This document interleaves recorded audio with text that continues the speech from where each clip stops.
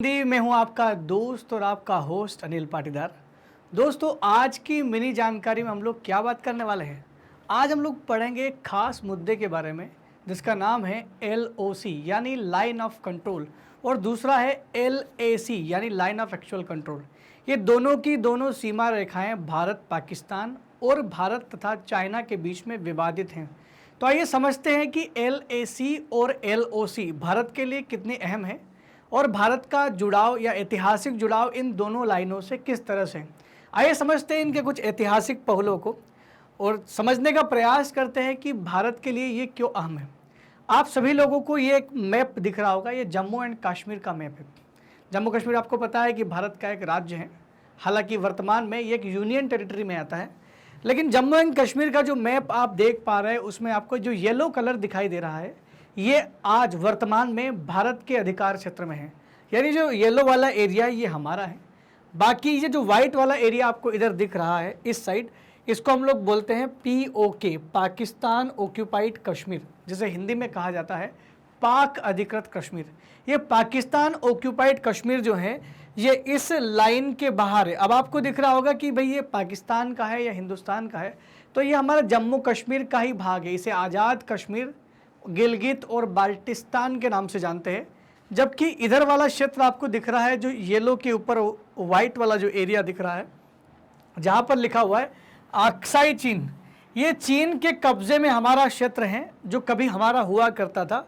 लेकिन 1962 के बाद से एक लाइन खींची गई, उस लाइन के पार वाला हिस्सा आज हमारे हाथ में नहीं है, वो चाइना के अधिकार में है और इस लाइन को कहते हैं LAC और ये वाली लाइन कहलाती है LOC, line of control, line of actual control. तो आइए समझते हैं इसके बारे में कि ये लाइन ऑफ कंट्रोल क्यों खींची गई थी। दोस्तों, आपको पता है कि 15 अगस्त 1947 को भारत आज़ाद हुआ था।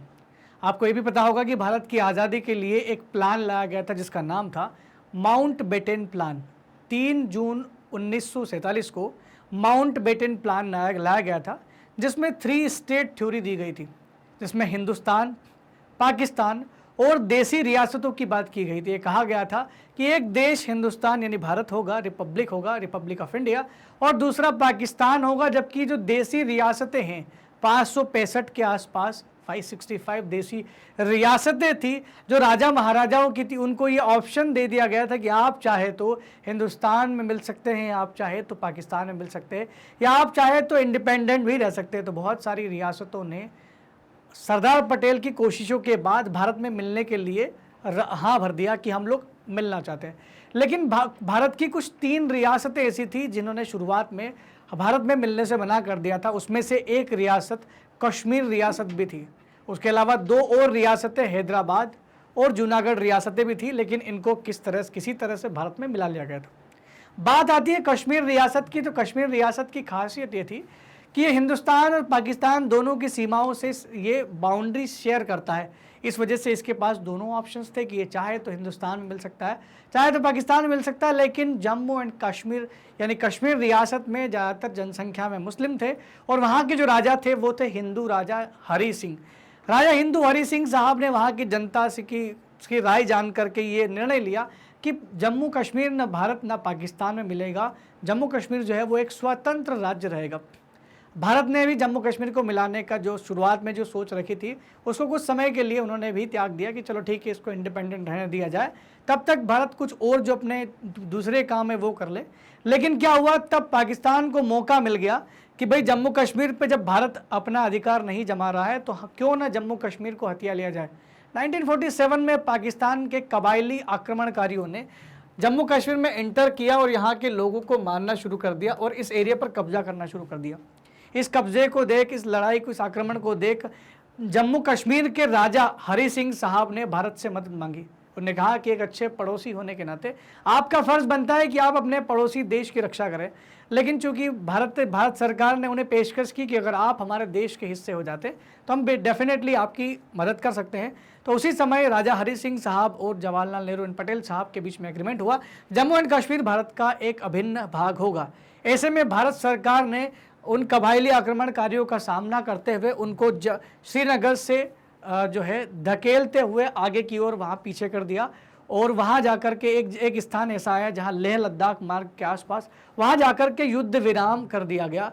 अब हिंदुस्तान और पाकिस्तान की फौज के बीच में एक समझौता हुआ, जिसे सीमा शांति समझौता कह लो या सीज फायर लाइन बोल दो, कि हम लोग अब जो है युद्ध विराम संधि करते हैं, ना तो आप इस रेखा के इधर आओगे न हम इस रेखा के उधर जाएंगे। इस रेखा का नाम रख दिया गया है LOC, लाइन ऑफ कंट्रोल।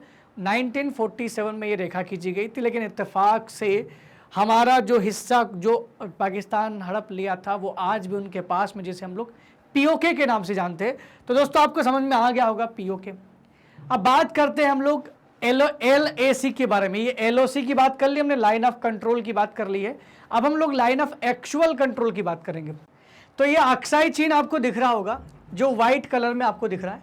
ये अक्साई चीन कभी भारत का हिस्सा हुआ करता था, लेकिन 1962 के युद्ध में भारत और चीन के बीच युद्ध के दौरान, जब आपको पता है कि 1962 के युद्ध में भारत चाइना से युद्ध हार चुका था, और युद्ध हारने की कीमत हमें ये चुकानी पड़ी कि इतना बड़ा हिस्सा हमें चाइना को देना पड़ा। लगभग 38,000 स्क्वायर किलोमीटर का हिस्सा जो है ये चाइना के पास चला गया, और हमने यहाँ पर युद्ध विराम रेखा खींची भारत और अक्साई चीन के बीच में।